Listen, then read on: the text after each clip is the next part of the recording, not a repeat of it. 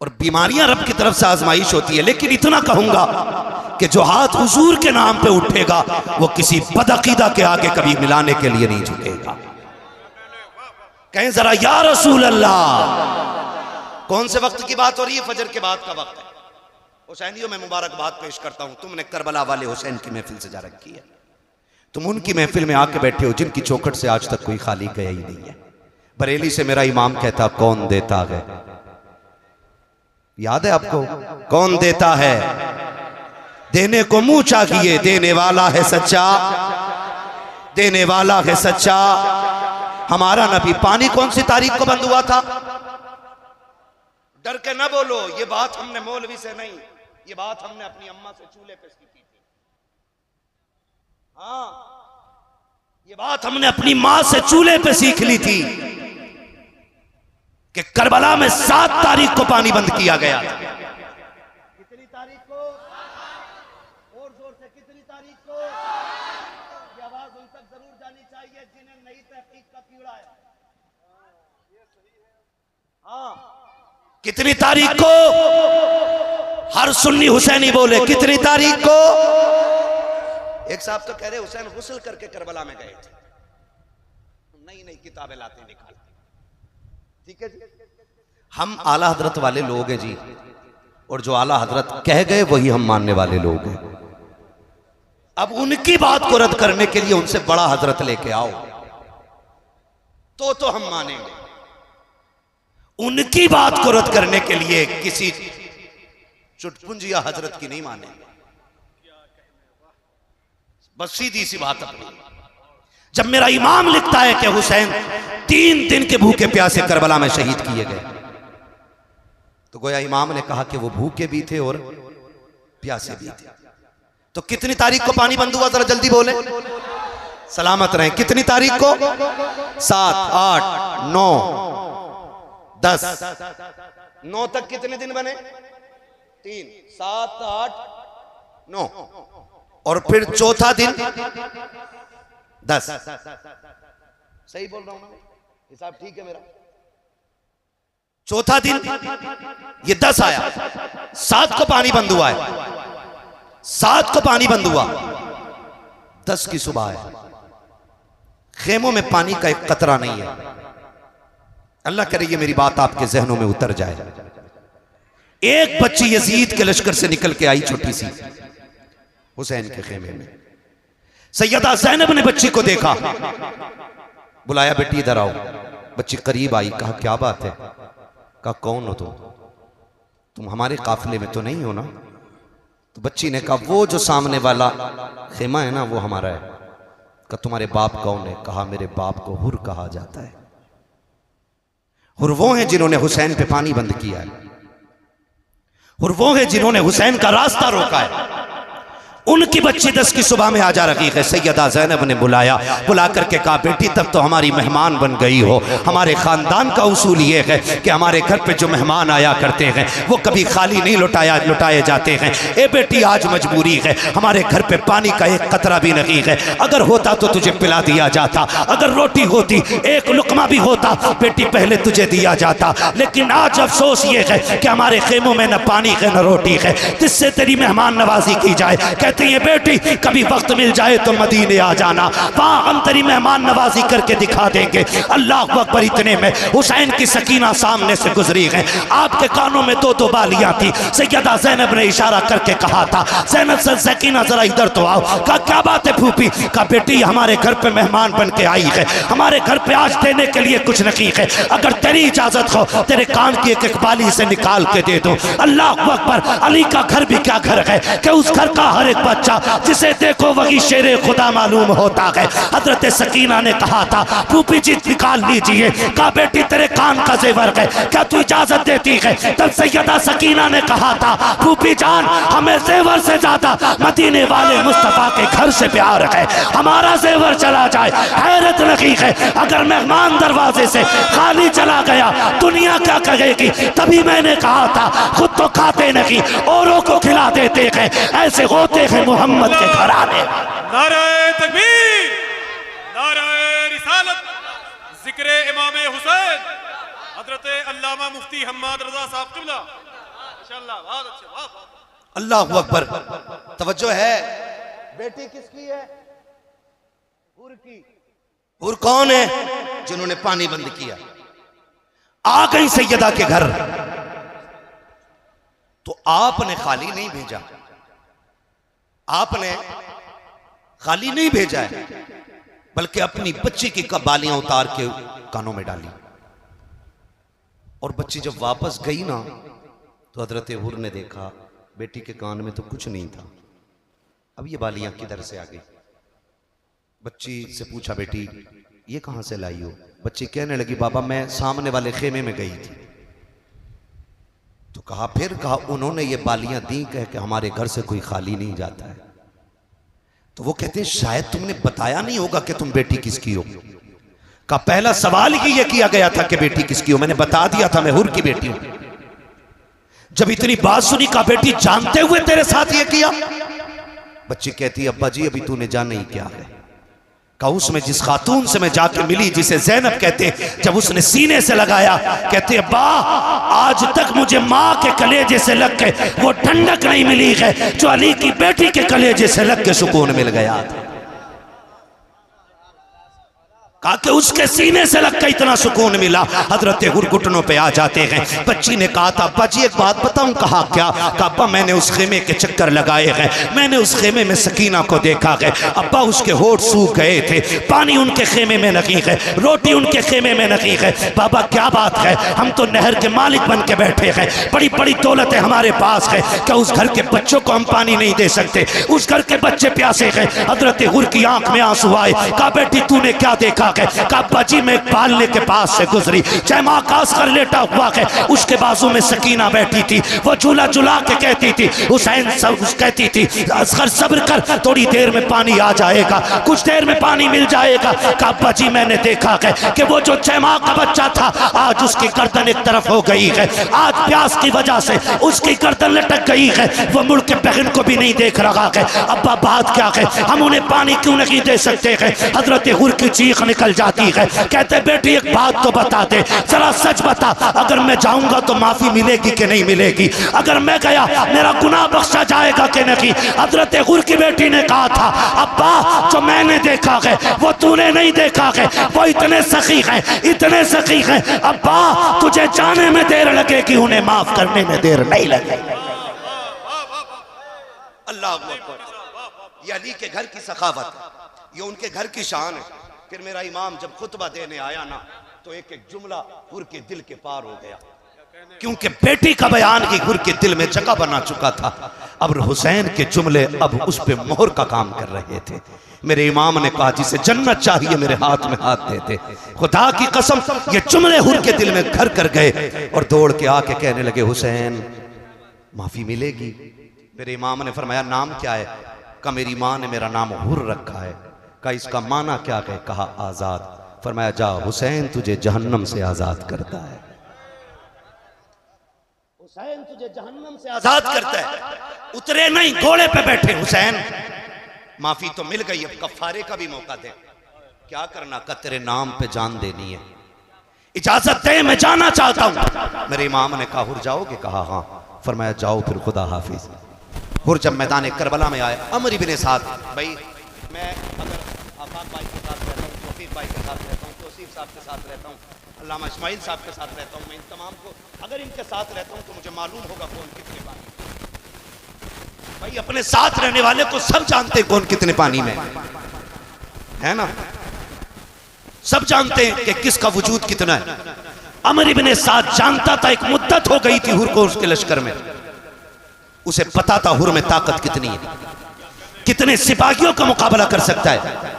हुर ने, अमर इब्ने साद ने हुर के मुकाबले के लिए उनसे 7 गुना ज्यादा सिपाही भेजे। कितने? तो नहीं है ना अभी असद भाई को भी सुनना, कितने गुना? 7 गुना ज्यादा ताकतवर सिपाही भेजे। हुर की तलवार उठी, बिजलियों की तरह उठी और टुकड़े करके डाल दिए। अमर इब्ने साद ने कहा, हुर तुझे क्या लग गया भाई, कल तक तो ये ताकत नहीं थी और अब ये जुर्रत के अपने से 7 गुना ज्यादा ताकतवर लोग टुकड़े करके डाल दिए। मुस्कुरा के कहा, कल तक यजीद के टुकड़ों पे पलता था, अब हुसैन की ठोकरों से उठ के आ रहा हूं। कहा तुमने जाना नहीं, कल तक मैं तेरे बाप के टुकड़ों पे, तेरे आका के टुकड़ों पे पलता रहा, अब उसकी ठोकर से उठ के आया हूं कि जिसके दर से जमाना खा रहा है। तभी तो मेरा इमाम कहता है, कौन देता है देने को मुंह चाहिए, देने वाला है सच्चा हमारा। अल्लाह हू अकबर।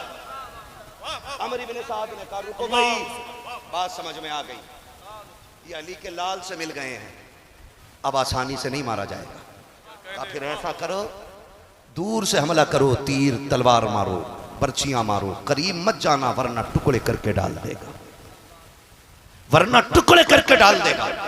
सबने ये बात कही और फिर चारों तरफ से हजरत गुर पे जब बारिश हुई, आप घोड़े से इस तरह नीचे आए जैसे आंख से आंसू टपक के रुखसार पे आता है। आप नीचे आए, शहादत का जाम पिया, यके बाद दीगरे शहादतें होती रही, शहादतें होती रही।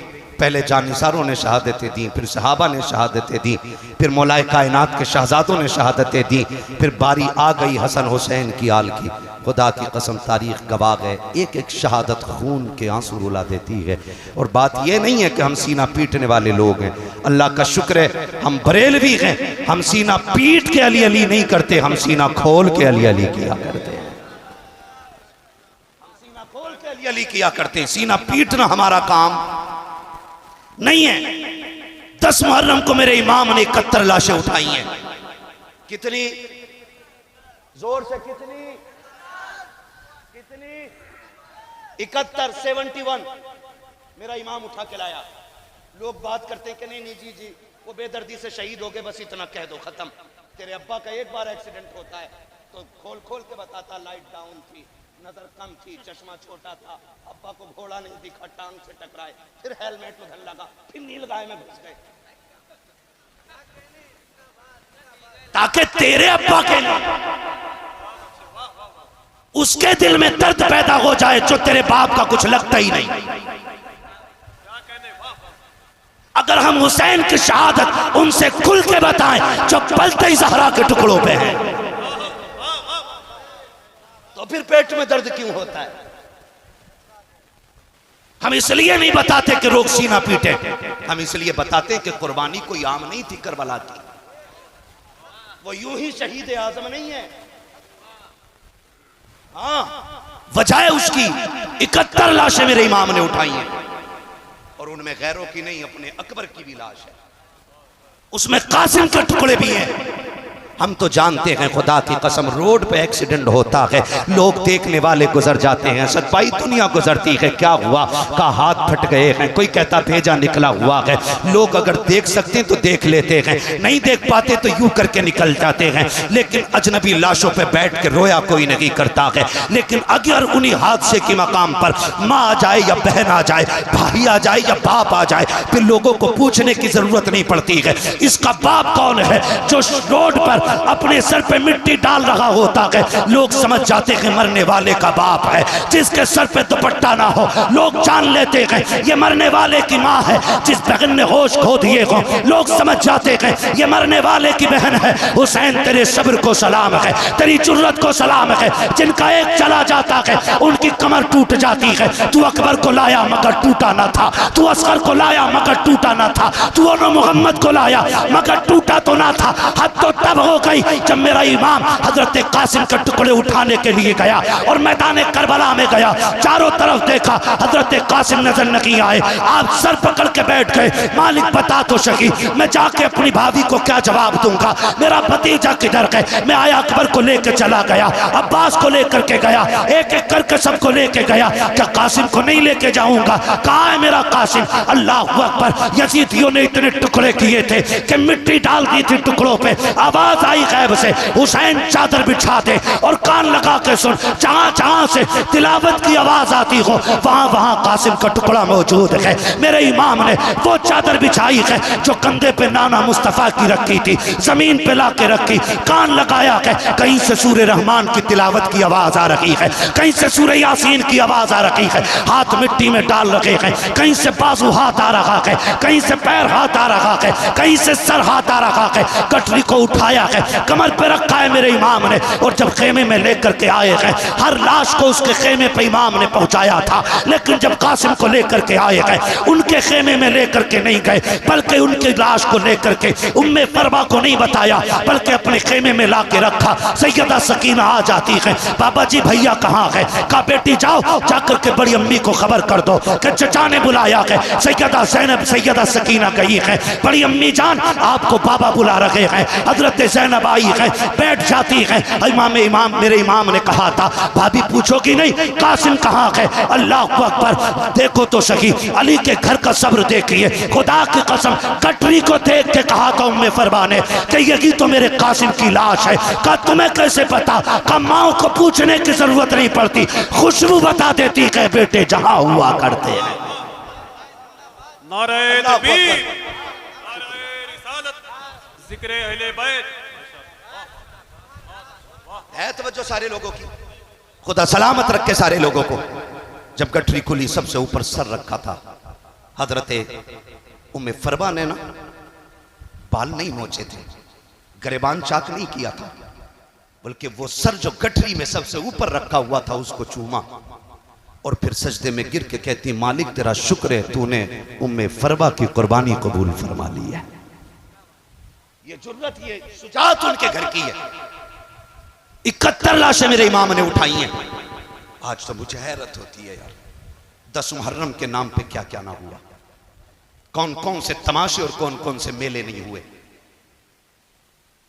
जिनको पर्दे का वकार देने के लिए नबी की बेटी ने मुख्तसर सी जिंदगी में मुकम्मल किताब दे दी। आज उन्हीं की बेटों की कुर्बानी के दिन में हमारी बेटियां बेपर्दा हो गई।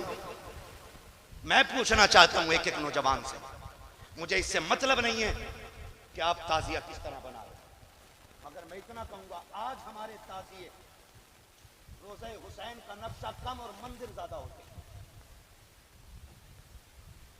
हाँ, उनमें टोटल मंदिर का नक्शा होता है, वरना जिस तरह जो नक्शा बनना था किसने बनाया बताओ? कितने लोग बना रहे? और फिर हद हो गई यार, हद हो गई। जो साल भर बेटी घर से नहीं निकली वो ताजिए में धागे बांधने निकल गई, और हम इसे दीन कह रहे हैं। मुझे बताओ, अगर रोज़े हुसैन का नक्शा ही क्यों ना हो, बताओ रोज़े हुसैन का नक्शा ज्यादा है या हुसैन ज्यादा है? बोलो बोलो तो सही, नक्शा ज्यादा है कि हुसैन? और जोर से, इतनी जोर से बोलो कि गाफिलों के कानों के पर्दे फट जाएं और उन्हें पता चल जाए कि दीन क्या है। बताओ रोज़े का नक्शा ज्यादा है कि हुसैन ज्यादा है? उलमा गवाह है ना, मेरी कौम साफ कह रही है कि नक्शे से ज्यादा वकार मेरे हुसैन का है। क्लियर है ना? कोई सब बड़े बड़े उलमा बैठे हुए हैं, ये सब मेरे सर के ताज हैं। पूरी जिम्मेदारी के साथ कह रहा हूं, 1 लाख नक्शे उनके रोजे के बना लो, मैं एक बाल हुसैन के सर का लेके आ जाऊं। 1 लाख नक्शे मिलकर के भी हुसैन के एक बाल की बराबरी नहीं कर सकते। फिर वो ताज़िए जिन्होंने इस्लाम का नक्शा ही बदल डाला। मैं उन बेवकूफ कायदीन की बात नहीं कर रहा हूं, जो पढ़ते कुछ हो रहे हैं और समझते कुछ हो रहे हैं और फिर गुमराही के लिए भी फतावे रज़विया का हवाला देते हैं।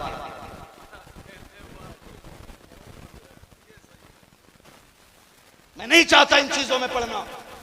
हमारी कौम के पहले से बहुत टुकड़े हो चुके हैं, हम मजीद इन्हें टुकड़ों में ना बांटिए। अगर आपकी समझ में फतावे रज़विया नहीं आ रही है, अल्लामा इस्माइल के पास आइए। हमारे इन उलमा के पास आइए, इनके बाल सफेद हो गए कुरान पढ़ते पढ़ाते। इनसे वो चैप्टर खुलवाइए जिसकी रोशनी में तुम जवाज के फतवे दे रहे हो बैठ कर। हाँ, मेरा फोटो लगाया, उस पर चिड़िया बना दी, वो वाली जो 11,000 की लाइन पे लगी होती है। मैंने कहा सुन, ये चिड़िया हर उस जगह समझ लिया कर जहां मैं हुआ करूं, क्योंकि शुक्र है हमने ताजुश शरिया की जूतियां उठाई हैं। तुम्हारे जैसे कुत्तों को चुटकियों में हम मिट्टी में मिलाना जानते हैं, लेकिन हमारे सामने उम्मत के और मसाइल बहुत हैं। हम उन्हीं मसाइल पे बात करना चाहते हैं। आपसे कहूंगा नौजवानों, किसी ऐसी गवार के धोखे में मत आना जो फतावे रज़विया का हवाला दे करके हमारी कौम के ईमान का सौदा करने लग जाए। मेरा उसूल है यार, मैं आईना को दिखाऊंगा दाग चेहरे के, जिसे खराब लगे सामने से हट जाए। हमें चापलूसी करनी नहीं आती है। हुसैन की महफिल है, उन्होंने जान दी है तो फिर जान की परवाह हम भी नहीं करेंगे। बस इतनी तो करोगे, धमकियां दोगे, गुंडे भेजोगे मारने के लिए, इससे ज्यादा तुम्हारी औकात कुछ भी नहीं है। और जिन गुंडों पे तुम कूदते हो ना, ऐसे गुंडे हमारी गलियों में प्लास्टिक भी नहीं। औकात क्या है तुम्हारी और तुम्हारे गुंडों की? हम मौलाए कायनात के मानने वाले लोग हैं। और हैदर कर्रार से किसी ने कहा था हुजूर एक सिपाहियों का दस्ता साथ रख लें। कहा क्योंकि दुश्मन बहुत हैं, हिफाजत रहेगी। तब मेरे मौला ने क्या कहा था? फरमाया था अगर मौत आ जाएगी तो 7 ताले भी अली की जान नहीं बचा पाएंगे। और जब तक मौत का वक्त नहीं आया है, पूरी दुनिया जितना चाहे जोर लगा ले, मौत से पहले अली को कोई नुकसान नहीं पहुंचा सकता। आपसे भी कहना चाहता हूं, सच्चे पक्के बरेलवी बनिए, खाली चादर के लुटेरे बरेलवी ना बनिए। देश तो भाई इस चीज पे तकरीर कर गया कि औरतें क्यों नहीं आनी चाहिए मदार पे। धंधा कर बैठे लोग। नाम नहीं लूंगा मैं, नाम लूंगा तो जबान भी खराब होगी, महफिल भी खराब होगी। बचे इन सारे लोगों से, ये खुराफाते हुए। और बस क्या कहिएगा, बस समझने की आप कोशिश करें। मुझे बस ये बता दे, याद रही वो बात, रोज़े हुसैन का नक्शा बड़ा है या हुसैन बड़े हैं? जिनका अकीदा वही बोले, कौन बड़े हैं? हुसैन बड़े हैं। मान लिया इतना। अब अगली बात कहूं, अल्लाह करे ये बात दिल में उतर जाए, ठीक है ना? कभी दास्तान करबला फिर सुन लीजिएगा, जब लोग मिंबर पे पढ़ने और बोलने वाले कम हो तब, है ना? आज लंबी कतार है और वक्त भी मेरा मुकम्मल हो चला है। बस मैं आखिरी बात अर्ज कर रहा हूं, जरा कह दें या हुसैन। नहीं, आवाज नहीं निकली, जरा बोले या हुसैन। बड़ी मेहनत से जलसे होते हैं और कोशिश ये रहती है इनमें कुछ लेके हम जाएं। अगर कुछ नहीं लेके गए ना तो फिर तब्दीली नहीं आएगी कौम में। आपको नेकियां मिल जाएंगी, आपको अल्लाह जन्नती बना देगा। ये फसाइल अपनी जगह है, लेकिन तब्दीली नहीं आ सकती है। तब्दीली तभी आएगी जब अमल करने के लिए बात सुनी जाएगी, ठीक है ना? अगर आवाज है गले में तो बोलें जरा, बताइए रोजा बढ़ा के कि हुसैन बढ़े? और जोर से कौन? मुहर्रम की 10 तारीख है, 71 लाशें मेरे इमाम ने उठाई हैं, खुद सवारी पे सवार है। कहा ज़ैनब, कहा जी भैया, कहा सुनो, मेरी शहादत पे बाल ना नोचो, मेरे इंतकाल पे गरेबान चाक ना करना। फरमाया बगैर मेरी लाश पे बेपर्दा मत आ जाना। एक तारीख की कोई लकीर मुझे लिखी हुई एक लाइन दिखा दो जिसमें यह लिखा हो हुसैन बाल नोच करके, ज़ैनब बाल खोल करके हुसैन की लाश पे आई।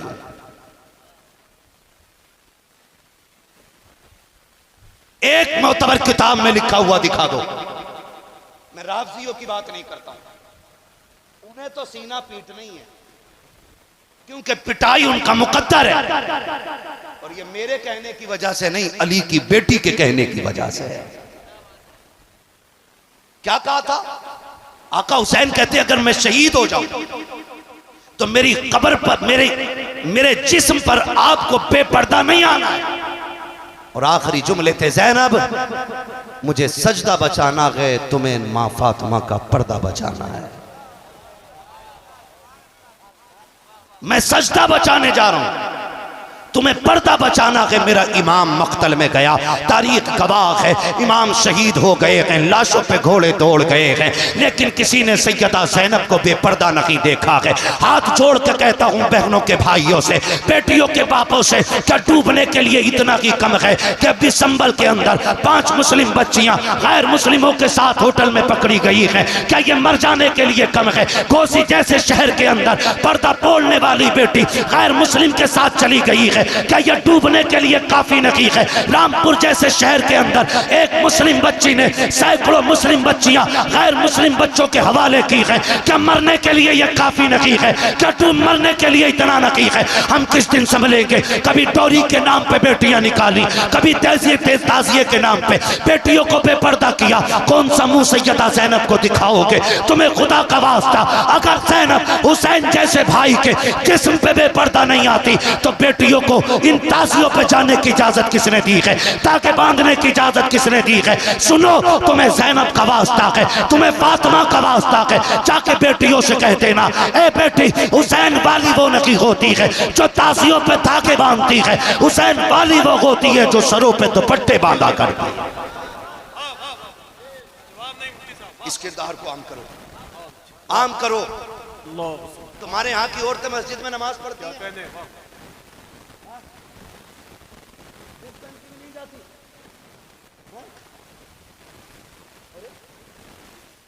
जाती नहीं औरतें मस्जिद में, जुमा पढ़ने भी नहीं जाती। सही बताओ, जाती है जुमे में? अच्छा, अलविदा जुमे में उसमें भी नहीं, फिर ईद तो जाती होंगी। बोले हाँ, डर क्यों रहे? जाती हैं ईद की नमाज पढ़ने, बोले जोर से। इधर वाले भी मेरे भाई बोलते हैं, बड़ी बड़ी दूर से एक एक भाई आया है, खुदा आपकी मोहब्बतों को कबूल फरमाए और ज़हरा के लालों का सदका अता करे। मुझे पता बड़ी बड़ी दूर से नौजवान आए हैं और इनको मैंने नहीं बुलाया है, जिनकी महफिल है उन्होंने बैठा रखा है। मेरी औकात क्या है मैं किसी को बुला सकूं? ये तेरा कर्म है आका के बुला लिया है अपना, कहां मुझसे ये कमीना, कहां सिलसिला तुम्हारा। जाती है नमाज पढ़ने मस्जिद में? अरे बोलो भाई, नहीं बोलोगे ऐसे ही बोलता रहूंगा भाई, फिर असद भाई फजर बाद पढ़ेगा। तवज्जो है सारे लोगों की? जाती है जुमा पढ़ने, ईद पढ़ने, क्यों क्यों नहीं जाती? क्यों नहीं जाती भाई? क्योंकि इस्लाम ने इजाजत ही नहीं दी। क्यों इजाजत नहीं दी? ताकि इनकी इज्जतें महफूज रह सके। जबकि मस्जिद में कोई नापाक नहीं आता मुफ्ती साहब, सारे ही पाक आते, सारे ही अल्लाह की इबादत करने के लिए आते। लेकिन शरीयत ने बेटे की इज्जत का इतना लिहाज किया, सिर्फ ज़ोहर असर नहीं है, मगरिब भी है और अंधेरी वाली इशा भी है, फिर उठने के बाद की फजर भी। कई इतनी नमाजें अंधेरे की भी है। मर्द औरत एक जगह जमा होंगे तो फितने के उठने का शायबाग है। शक है कहीं बेटियों की इज्जतों पे आंच ना आ जाए। अगर किसी के घर की इज्जत एक बार चली जाती है तो फिर वापस नहीं आती है। मैं पूछना चाहता हूँ दलाल पीरों से और दलाल मुरीदों से, जो इस्लाम 5 वक्त की नमाज के लिए मस्जिद में जाने की इजाजत नहीं देता, वो ताजिए पे धागे की इजाजत कैसे देगा? वो मेले की इजाजत कैसे देगा? वो जाकर के नजर मारने की इजाजत कैसे देगा? जाओ हर बेटी से कह दो, अगर तुझे हुसैनी बनना है तो ताजिए पे चढ़ावा ना चढ़ा, बल्कि मुसल्ला बिछा, 100 रकात नफल पढ़, फातिमा की रूह को बख्श दे, करबला वाला भी राजी होगा, मदीने वाला भी राजी। नारे तकबीर, नारे रिसालत, जिक्र इमाम हुसैन, अल्लामा मुफ्ती हम्माद रज़ा साहब। वाह वाह वाह वाह, अरे जवाब नहीं मुफ्ती साहब। कितना लट फेरते अगर आज होते तो।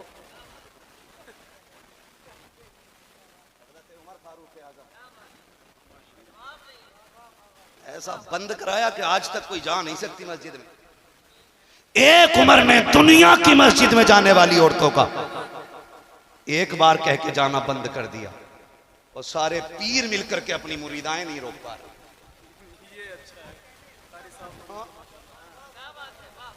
कारी साहब लोगों को समझना चाहिए, समझना चाहिए सबको। ये दीन नहीं है। अहद करो नौजवानों, हम वो करेंगे जो अली की बेटी ने करबला में करके दिखाया है। वादा करते हैं इंशाअल्लाह। जाके बेटियों को बता दो, हुसैन तेरी न्याज पे ऐसी न्याज से राजी नहीं होंगे जो मेले में जाके की जाएगी, जो ताजिए के आगे खड़े होके की जाएगी चौक में जाकर के। सुन, हुसैन को राजी करना है तो फिर तिलावत की आदी हो जा। पूछना चाहता हूँ एक एक बेटी से, जाओ बताओ तो सही पर्दा किसे कहते हैं। मैंने बड़े बड़े पर्दों वाली बेटियां देखी हैं, बड़े मैंने उसूल के घराने देखे हैं। अगर एक बेटे का इंतकाल हो जाता है तो माँ के दुपट्टे का पता नहीं होता है, बहन के कपड़ों का ख्याल नहीं होता है। मगर ज़ैनब तेरे हौसले को सलाम है, शरीयत की पाबंदी को सलाम है। तूने खातूने जन्नत की बेटी होने का हक अदा किया है। ओनो मोहम्मद के लाश पर घोड़े दौड़ते रहे लेकिन पर्दा नहीं छूटा है। सगे भाई की लाश पर घोड़े दौड़ गए लेकिन पर्दा नहीं छूटा। खानदान की लाशों को घोड़ों तले रौंद दिया गया लेकिन पर्दा नहीं छूटा। और अगली बात करने लगा हूँ, जब खेमों को लूटा जा रहा था तब अली की बेटी मगरिब की नमाज पढ़ रही थी। जब खेमे चलाए जा रहे थे तब ईशा की नमाज पढ़ रही थी। कोई अली की बेटी ने बता दिया, हम दुनिया के लिए नहीं, हम तो खुदा के लिए दुनिया में तशरीफ लाए। यही हर घर का निजाम होना चाहिए, वरना फिर कोई मतलब नहीं रह जाता। अगर तेरी बेटी मेकअप करके ताजिए के आगे खड़ी है तो कोई मतलब नहीं है तेरे सबीर का, कोई मतलब नहीं है तेरे इंतजाम का। बड़ी कुर्बानियां लगी हैं तब दीन यहां तक पहुंचा है, बड़ी कुर्बानियां लगी हैं।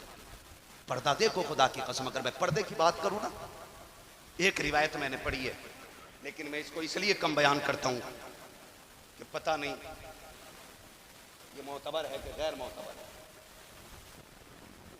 क्योंकि अमर इब्ने साद से यजीद ने कहा था, इब्ने ज़ाद ने कहा था अमर इब्ने साद से कि यार चलो सर तो काट लिए, फतह भी कर ली और जीत भी गए हम, लेकिन एक बात बताओगे?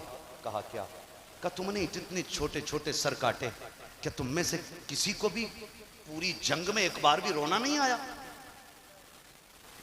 ये इब्ने ज़ाद ने अमर इब्ने साद से कहा। तवज्जो है सारे लोगों?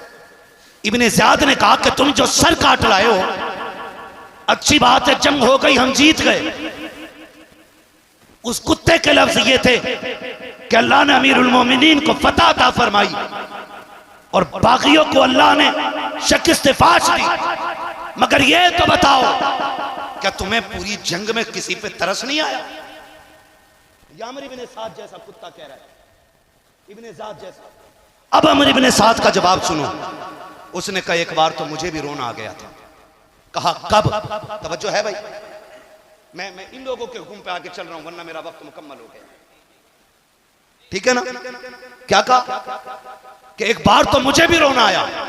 कहा कब? का जब हुसैन घोड़े से नीचे आए और आपका घोड़ा वापस खेमे में पलटा, जीन खाली थी। हुसैन जब नीचे आए किसी में जुर्रत नहीं थी, कोई अली के बेटे के पास चला जाता। उसने कहा मैंने 42 फौजियों को भेजा था, सर काट के लाओ। कहा जब अली के बेटे ने यूं सर घुमाया तो सारे तलवार छोड़ के आ गए थे। कहता उसी बीच में जब घोड़ा पलटा और घोड़े की जीन हुसैन की सकीना ने खाली देखी, का उसने खेमे से निकल के मक्तल की तरफ देखा। हुसैन कायदे में बैठे थे करबला के मैदान में। का तब हुसैन की सकीना दौड़ के आई। कहता पैदा करने वाले की कसम, पर्दा बहुत अहम था हुसैन के घर का कि वो 7 साल की सकीना भी इस तरह आ रही थी कि मैंने उसके चेहरे की एक झलक भी नहीं देखी थी। ये वो कह रहा है अमर इब्ने साद, ये कह रहा है मैंने एक झलक उसके चेहरे की नहीं देखी। का 7 साल की बेटी का पर्दा ऐसा था। का सुन रोना कब आया? का जब बेटी आई हुसैन की गोद में बैठी और बाप के चेहरे का लहू साफ करने लगी। मेरे इमाम बेटी से प्यार कर रहे, बेटी बाप से प्यार कर रही है। का मैं सामने खड़ा था तो हुसैन ने एक दहाड़ मारी और एक मर्दाना आवाज में कहा था कुत्तो अपनी नजरें फेर लो, मैं अपनी पर्दे वाली बेटी से मुलाकात कर रहा।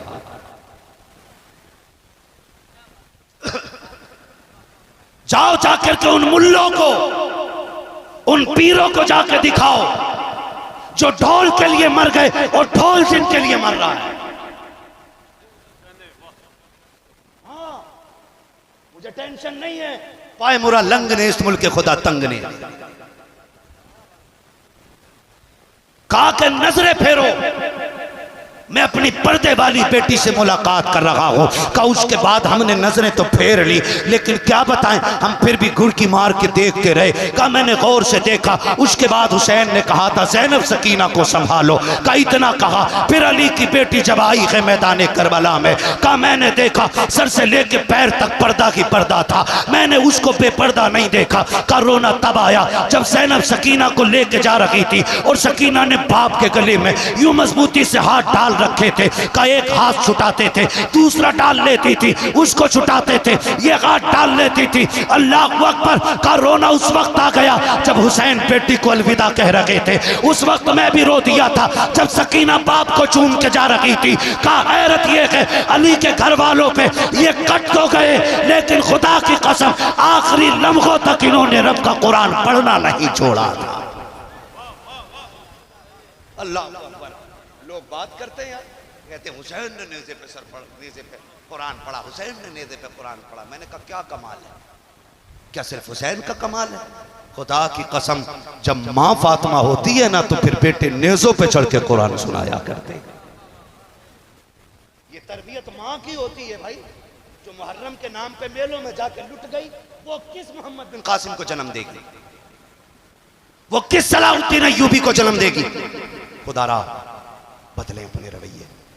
मुहर्रम के नाम पे पर्दों की तौहीन न करें, ताज़िये के नाम पे हुसैन की बचाई हुई शरीयत से खिलवाड़ न करें। हुसैन अपने लिए करबला में नहीं आए थे, हुसैन खानदान के लिए करबला में नहीं आए थे, बल्कि ये जुमले थे आपके मक्के से चलते वक्त जब कहा था हुसैन आपका हो तो यजीद के पास इतनी फौज नहीं जितनी अली के बेटे के पास फौज इकट्ठी हो सकती है। फरमाया मैं लड़ने नहीं जा रहा हूं। कहा कूफे वालों की गद्दारी मशहूर है, फिर भी जा रहे। फरमाने लगे हाँ। कहा क्यों? कहा अगर कयामत में इन्होंने ये दावा कर दिया ना कि हुसैन को हमने बुलाया था नहीं आए थे तब हमने यजीद की बैत कबूल की थी। फरमाया फिर मैं रब की बारगाह में क्या जवाब दूंगा? फरमाया अब जान जाए तो जाए, हुजूर के दीन पे आंच नहीं आने देंगे। उम्मत के लिए हुसैन करबला में आया था, आज हुसैन के लिए बेटियां मैदान में निकल आई, बाजार में निकल आई। ये कौन सा दीन है हमारा? इसे दीन नहीं कहते, इसे शरीयत नहीं कहते। एक एक जवान को सलाम करता हूं जिसने शरीयत के दायरे में रह करके इमाम हुसैन की याद मनाई है। एक एक बच्चे को मेरा सलाम है जिसने शरीयत की हद में रह करके करबला वालों का तज़किरा किया है। एक एक बेटी की आबरू को सलाम है जिसने घर में बैठ करके करबला के नाम की न्याज कराई है। वो माँ इज्जतों वाली हैं जो घर में रखी हैं और घर में रहते हुए ज़ैनब के नाम के नारे लगाए। मगर खुदा रहा अगर कोई बेटी हुसैन के नाम पे बेपर्दा निकल गई है ना तो फिर खुदा का वास्ता न करें ऐसा। आइंदा किसी बहन बेटी को ना निकलने दीजिएगा हुसैन के नाम पे बेपर्दा हो करके, इसलिए कि इसी पर्दे को ज़ैनब ने करबला में बचाया है। इसी पर्दे को ज़ैनब ने करबला में बचाया। और ये मत समझना मेरा हुसैन मजबूर था या है या होगा। हुसैन कल भी मुख्तार था, आज भी और कल भी मुख्तार रहेगा। हाँ क्यों? क्योंकि वो नबी का शहजादा है, नबी का शहजादा है। वक्त होता तो मैं बात करता, बस इतना समझ लो। एक वाकया सुना देता हूँ, मुझसे फरमाइश भी हुई है, मगर एक बात मैं करबला के बाद की बता देता हूँ। 10 मुहर्रम को तारीख़ करबला मुकम्मल हो गई। मेरा इमाम शहीद, इमाम की शहादत के बाद हुसैनी किरदार को सैयदा ज़ैनब ने निभाया है। जब करबला से इस काफिले को ले जाया गया तो 72 नेज़ों पे 72 सर। अहले बैत अत्हार की शहजादियां ऊंट की नंगी पीठों पर, सबसे आगे अमर इब्ने साद, उसके पीछे हुरमला, उसके पीछे खूली, उसके पीछे सिनान।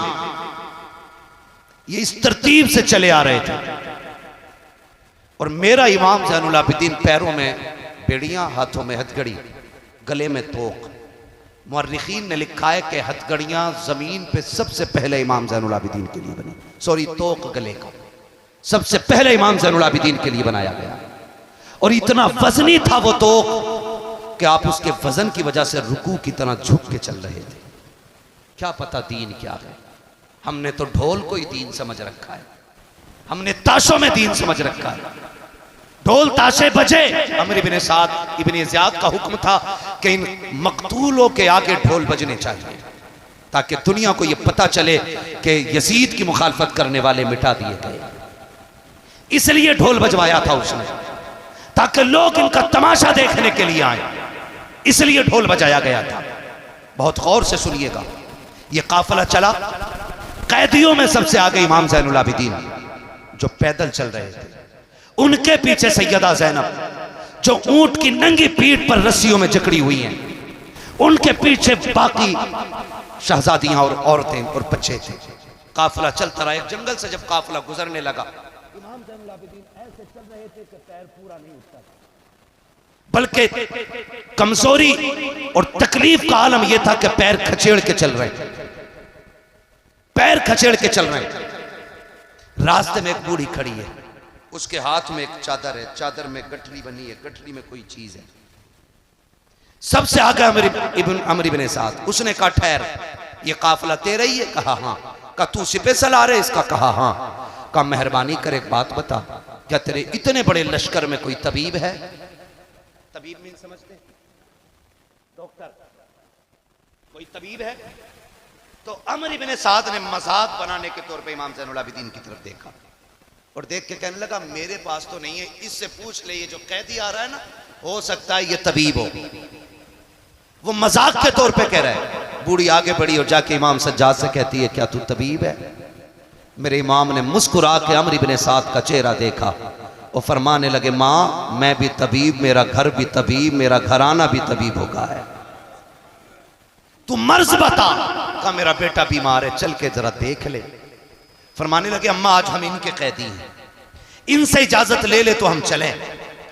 जब इतनी बात कही तो वो दौड़ करके अमर इब्न साद के पास गई कि ये तेरा कैदी है? कहा हाँ। कहा मेहरबानी कर चाबी दे दे, इसे मैं लेके जाना चाहती हूँ। उसने कहा क्या देगी? माँ ने अपनी झोली खोली, कहा सुन ये 7 बेटियों का जेवर है, 7 बेटियों का जेवर लेके आ गई हूँ। 7 बेटी है, 1 बेटा है, बेटा मौत के करीब है, बहनों ने सारा जेवर दे दिया था और कहा था अम्मी तबीब लेके आना ताकि भाई को कुछ ना हो सके। कहा ये कह के 7 बेटियों ने सारा जेवर दे दिया। कहा ले ये सारा जेवर ले ले, हमें तबीब दे दे। उसने सारा जेवर लिया क्योंकि वो देगी दौलत के कुत्ते। और जब चाबी देने लगा उसने कहा सज्जाद अगर हमारी बात मान ली होती तो इस चाबी के मोहताज नहीं होते। मेरे इमाम ने जलाल में कहा था तुम्हें क्या लगता है हम तुम्हारी चाबी के मोहताज हैं? कहा चल के दिखाओ। फरमाया चाबी रख अपने पास। आपने गुस्से में जैसी पैरों की तरफ देखा है, नजर पड़ते की बेड़ियां टूट के पानी की तरह बहना शुरू कर देती, बेड़ियां टूट जाती हैं। फरमाया संभाल अपनी चाबियां। हथकड़ी भी टूट गई और गले का तोक भी पानी की तरह बह गया। कहा मां चल तेरा बेटा देखना है, तेरा बेटा देखना है। गए। अभी घर थोड़ा सा दूर रह गया था, घर थोड़ा सा दूर रह गया था। बेटी ने दरवाजे पे खड़े होकर कहा अम्मी अब तबीब की जरूरत नहीं रही है, भाई खत्म हो गया है, अब डॉक्टर को वापस भेज दे।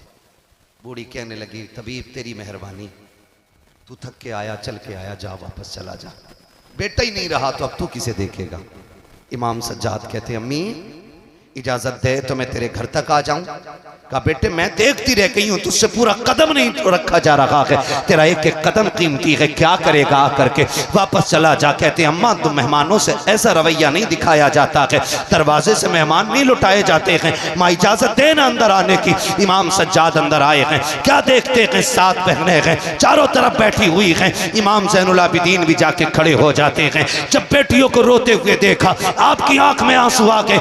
एक बच्ची किसी ने कहा था भाई हमारा गया कि तू क्यों रो रहा है। इमाम ज़ैनुल आबिदीन ने कहा था तुम्हारे आंसू देख के मुझे मदीने वाली सुहरा की याद आ गई है, मुझे अकबर की बहन याद आ गई है, उसकी याद ने रुला दिया है। कहा जा आगे बढ़े गए और आगे बढ़ करके उस नौजवान की चादर हटाई है। फरमाया था सुन भाई बहनों को रुलाया नहीं करते हैं, उठ जा और बहनों को तसल्ली दे। इतना कहना था मुर्दा भाई उठ के बैठ जाता है। कहते अम्मा ले तेरा बेटा जिंदा हो गया है। उसके बाद पूछते हैं बता जेवर कितना था। कहा 7 बेटियों का जेवर था। कहा जा जितना सोना चाहिए उतनी मिट्टी लेके आ जा। पूरी दौड़ के गई है, दामन में मिट्टी भर लाई है। मेरे इमाम ने हाथ लगाया, कहा देख क्या है, अल्लाह ने सारी मिट्टी को सोना बना दिया है, मिट्टी सोना बन गई है। कहते अम्मा अब बेटा भी मिल गया है, सोना भी मिल गया है, अब तो जाने की इजाजत दे दे। बॉडी कदमों पे गिर जाती है। कहती है शहजादे ये तो नहीं जानती हूँ तू किस माँ का लाल है, किस घराने से ताल्लुक रखता है,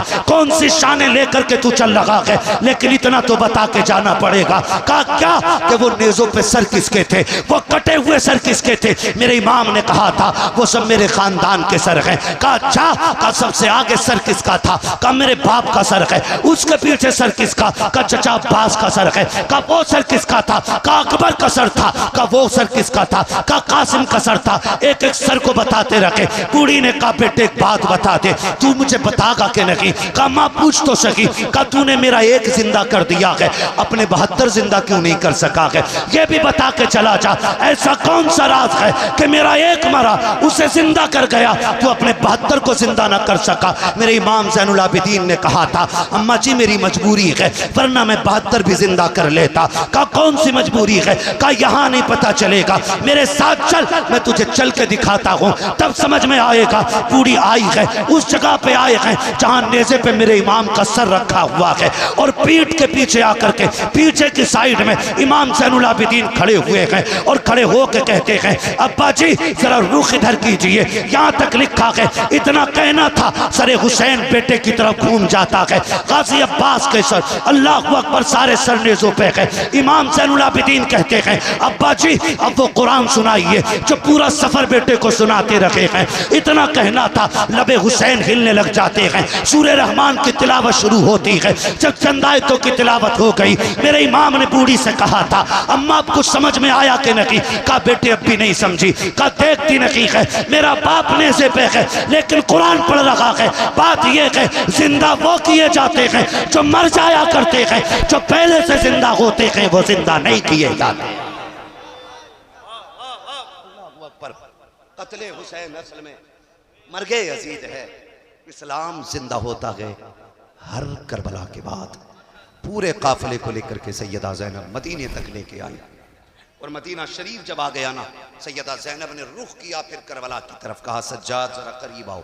इमाम ज़ैनुल आबिदीन को करीब खड़ा किया और रुख करके करबला की तरफ कहती हुसैन गवाह रहना, मैंने तेरा बेटा खैरियत से मदीने तक पहुंचा दिया है, मदीने तक पहुंचा दिया। कहा सज्जाद ज़ैनब की ड्यूटी पूरी हुई, अब जाओ घर।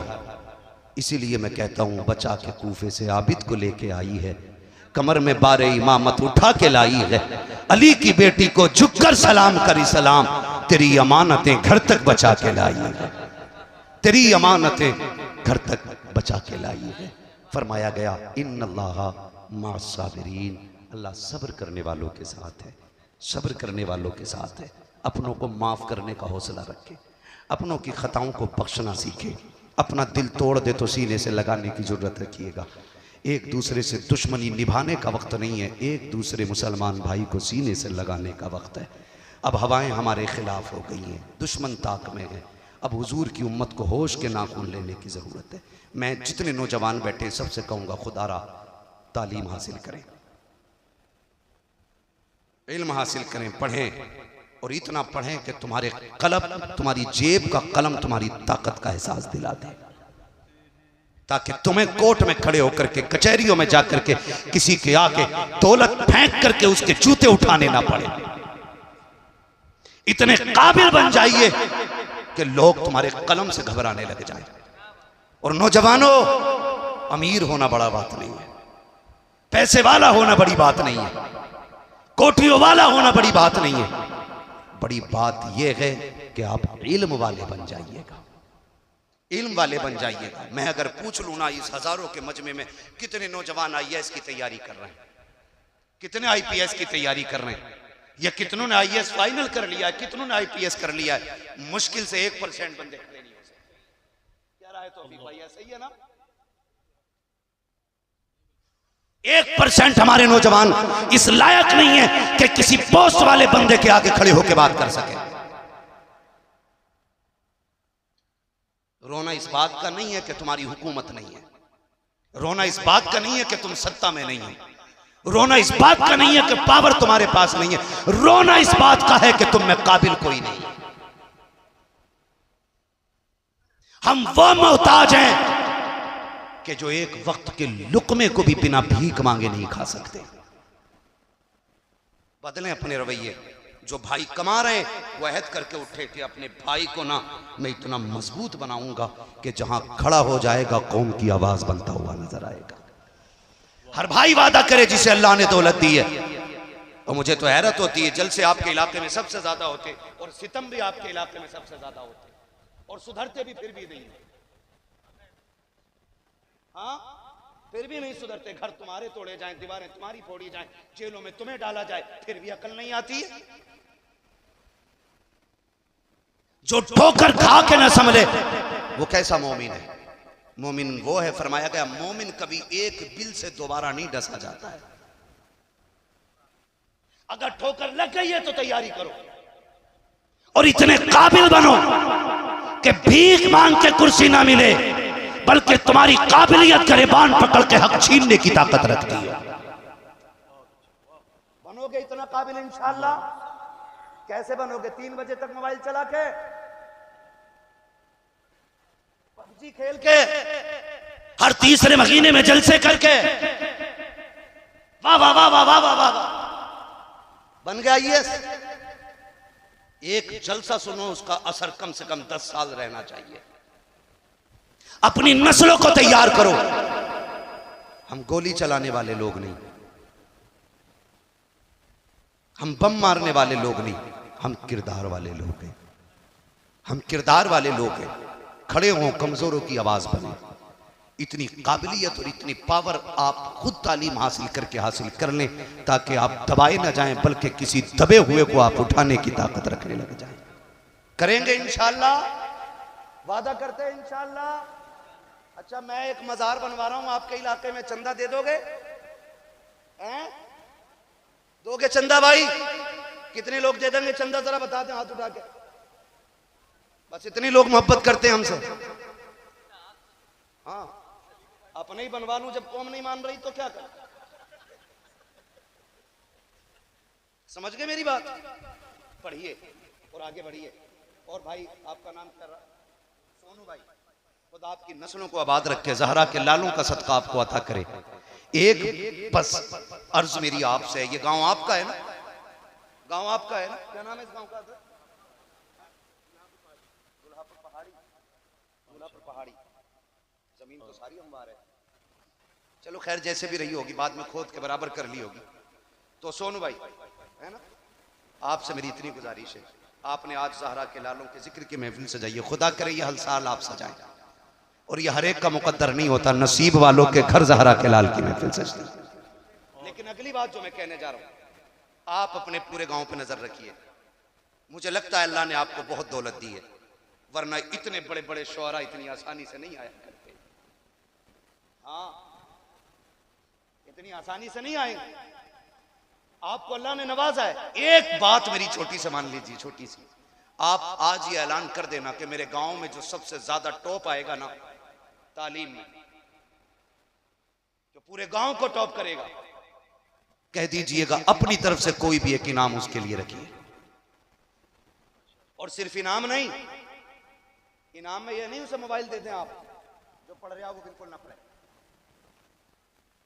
वो चीज दीजिए जो उसके पढ़ने में काम आए।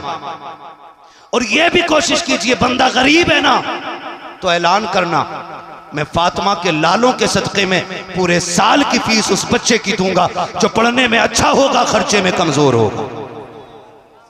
क्या राय है आपकी? कर दूं मैं ये ऐलान? है? खड़े हो जरा, एक बंदा महफिल से नारा लगा दे। कोई बंदा लगाए नारा।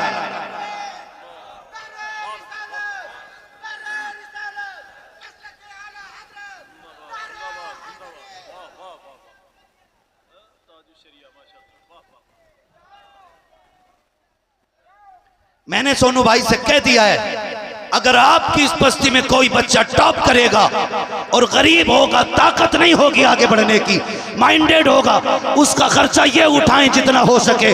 खुदा की कसम खा के कहता हूं, जलसा एक दिन सजा के, जिस दिन ये MBBS बन करके मेडिकल लाइन में जाकर के कुर्सी पे बैठ के कहेगा, लोगों 6 दिन दवाइयां पैसे लेकर दी जाएगी, एक दिन दवाई सारा के लालों के नाम पे फ्री लुटाई जाएगी। दवाइयां ये देगा, अल्लाह बरकतें आपके खाते में अता फरमाता रहे। मैं उसे सेठिया नहीं मानता जो मुंबई से गाड़ी लाके गांव में चला के दिखाता है।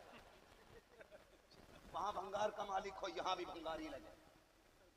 मेरी नजर में सेठ वो है जिसे अल्लाह ने दौलत दी है तो वो समझे ये सिर्फ मेरे लिए नहीं, हुजूर की गरीब उम्मत का भी इसमें हिस्सा रखा गया है। अब नौजवानों तुम्हें पढ़ना है, कोई ये उज्र ना करे मैं पढ़ना चाहता था, पैसे नहीं थी, मेहनत कर, गांव को टॉप कर और अच्छी डिग्री लेके आ। कामयाबी के लिए हुसैन का गुलाम तेरी मदद के लिए तैयार बैठ गया है। करेंगे इंशाल्लाह, और फिर हिम्मत हारने की जरूरत नहीं है आपको। आपके हौसले के लिए मैं ये बात कह दूं, मेरे इमाम ने कहा था, आता है फकीरों पे उन्हें प्यार कुछ ऐसा, खुद भीख दें और खुद कहें मंगते का भला हो। मंगता तो है मंगता, कोई शागों में दिखा दो जिसको मेरे सरकार से टुकड़ा ना मिला। करेंगे इंशाल्लाह। अल्लाह ताला हमारी इस महफिल को अपनी बारगाह में कबूल फरमाए, सबको ज़हरा के लालों का सदका अता फरमाए। और ये महफिल सजी है, इसमें जो भी बातें कही गई हैं, अल्लाह तमाम उम्मत मुस्लिमा को उस पर अमल करने की तौफीक अता फरमाए। अब रहने दीजिए मेरे भाई, प्लीज़ मेहरबानी करें, 1.5 घंटे से ऊपर हो गया है, 1.5 घंटे से ऊपर हो गया। नहीं, बस मैं आखिरी बात मेरी सुन लें कि मेरे भाई ने शजरे को कहा था, मुझे नहीं मालूम वो कहाँ से आया था, कितनी दूर से आया था। वो कह गया बोले शजरा पढ़ दिया जाए। मैं इतना थक गया हूँ कि 2 शजरों की मेहनत लग गई है इसमें तकरीबन। हाँ ठीक है ना ऑपरेटर साहब, अब ई को ऐसा करो जैसे असद भाई के नंबर पे करो, मैं भी तुम्हें गा के दिखाऊं। ऑपरेटर साहब जिंदा? ठीक है मेरे भाई बेटा, बोले जरा सुभान अल्लाह। हाँ भाई, पता नहीं वो भाई चला गया क्या है, मैं नहीं जानता हूँ, लेकिन उसने कहा है और मैं पढ़ दे रहा हूँ ताकि इनका भी हुक्म रह जाए और आपका भी मन रह जाए। जरा कह दे सुभान अल्लाह। उठेगा कोई नहीं अपनी जगह से, मुझे कोई उठ के दाद नहीं दे। ऐसा होता ना, शजरा खत्म होता तो लोग कहते ओ मैं नहीं जानता हूँ, उसमें रत्ती भर सवाब ज्यादा नहीं देता। आप अदब से सुन लो, हुसैन की महफिल है, यही बड़ी बात है। ठीक है ना, मोहब्बत से बोलें जरा सुभान अल्लाह। इतनी जोर से तो मैं नमाज जनाजा भी नहीं पढ़ाता हूँ जितनी जोर से आप सुभान अल्लाह कह रहे हैं। जोर से बोलो सुभान अल्लाह। क्या बात है, ये मोहल्ला बड़ा मजबूत निकला। जिधर दिल है ना, अच्छा इधर असल में हार्ट की मरीज भी ज्यादा ही, इधर दिल वाले लोग बड़े कमजोर लग रहे हैं। ठीक है ना, इधर दिल नहीं है, डरो मत, इधर हार्ट होना ही नहीं है। ठीक है ना, आपको तो जोर से बोलना था ना, आप दिल की तरफ थे, बोलने जरा सुभान अल्लाह।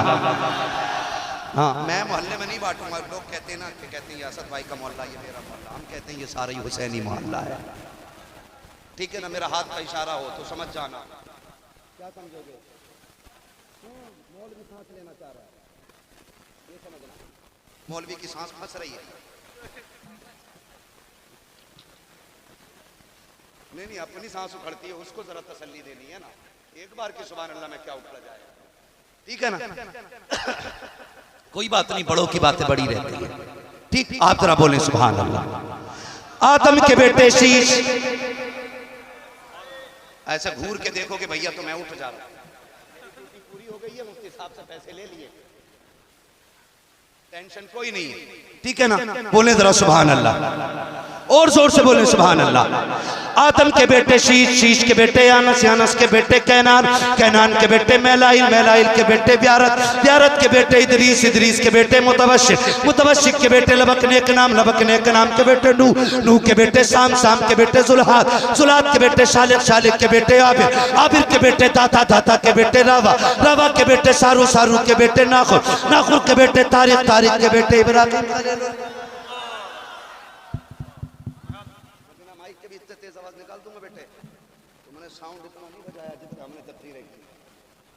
दबाओ मत आवाज को, बोलने जरा सुभान अल्लाह।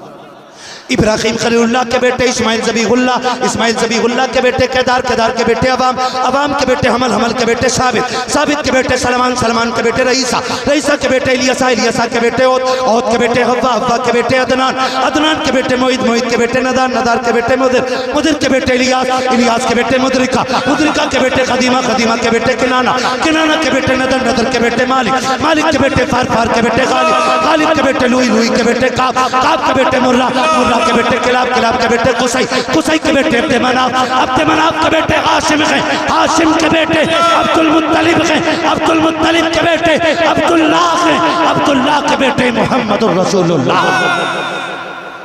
नाराए तकबीर, नाराए रिसालत, अज़मते रसूले आज़म, ज़िक्रे इमाम हुसैन, उलमाए अहले सुन्नत। बस जो हुए अगलातुल को माफ़ फरमाए रब्बे कायनात। जिंदगी ने दिया साथ, फिर होगी मुलाकात। चमन रहा फूल खिलेंगे, जिंदगी रही, फिर मिलेंगे। मुसाफिर हैं हम भी, मुसाफिर हो तुम भी, किसी मोड़ पर फिर मुलाकात होगी। फ़कीरान आए सदा कर चले, सदा खुश रहो ये दुआ कर चले। सारे लोग कलमा शरीफ पढ़ लीजिए। ला इलाहा इल्लल्लाहु मुहम्मदुर रसूलुल्लाह अस्तगफिरुल्लाह रब्बी मिन कुल्लि ज़ंबिन व अतूबु इलैहि व मा अलैना इल्लल बलाग। अस्सलामु अलैकुम व रहमतुल्लाहि व बरकातुहू।